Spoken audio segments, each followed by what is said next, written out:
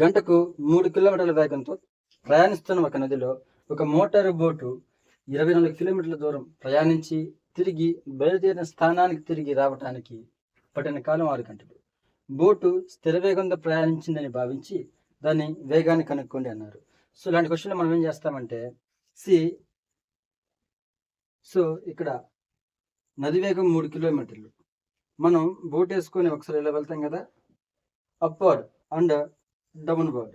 మనం ఎదురుగా వెళ్ళినప్పుడు మోటార్ యొక్క బోటు ఎంత వేగంతో ఉంటుందో ఆ వేగాన్ని నది వేగం అడ్డగిస్తుంది కాబట్టి we can take minus. For example ఇక్కడ నేను 12 అనుకున్నాను. సో బోట్ యొక్క వేగం 12 కిలోమీటర్స్ అయితే నది వేగం ఎంత 3 కిలోమీటర్లు. సో ఎదురుగా వెళ్తూ ఉన్నాం కాబట్టి స్పీడ్ ఏమవుతుంది, తగ్గిపోతుంది. So 12 - 3 9 kilometre 9 kmph. డౌన్ వచ్చినప్పుడు మనం వాల్గా వస్తాం కాబట్టి స్పీడ్ ఏమవుతుంది, పెరుగుతుంది అనమాట. So 12 + 3 is the 15 kmph. So మొత్తం దూరం 24 kilometres.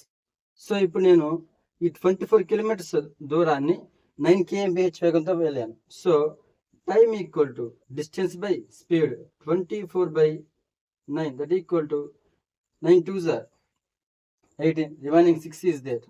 So 6.0 is there. 9 6s are 54, 2.6. So ముందుకు వెళ్ళడానికి పట్టిన టైం ఎంత మనకి 2.6 hours. ఇప్పుడు మనం చూస్తే ఇక్కడ వేగం ఎంత ఉంది, 15 కిలోమీటర్స్ ఉంది, దూరం 24. So 24/15, 15 1s are 15, remaining 9 is there.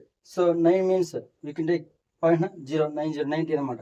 15 6s are 90, 1.6 hours. So వచ్చిన మొత్తం టోటల్ టైం ఎంత మనకి ఇచ్చింది 6 hours. 2.6 + 1.6 6 hours అవుతుందా? So this is the wrong answer. Come to here 9 kmph. We can see here నది వేగం 3 కిలోమీటర్లు. సో అప్వర్డ్ మనం పైకి వెళ్తాం కాబట్టి స్పీడ్ అవుతుంది, తగ్గిపోతుంది. ఎంత తగ్గుతుంది, ఎంతైతే మనం వెళ్తూ ఉన్నామో అంతలో నది వేగం తగ్గిపోతుంది అనమాట. సో ఇది 9 కాబట్టి ఆపోజిట్ 3 కాబట్టి ఎంత అవుతుంది మనకి 9 - 3 6 kmph.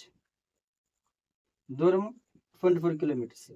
So time equal to 24/6, 6 4s are 24. So 4 hours. In this way వాల్గా వస్తాం కదా, సో ఇప్పుడు మనకి స్పీడ్ పెరుగుతుంది.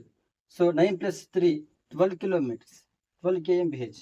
Total distance 24. So 24/12 equal to 2 hours. 4 hours + 2 hours మొత్తం ఎంత 6 hours. సో చెప్పినంత 6 hours. So answer is B 9 kmph. ఇలాంటి మరిన్ని వీడియోస్ కోసం please like, share and subscribe. This is your Kakani maths world.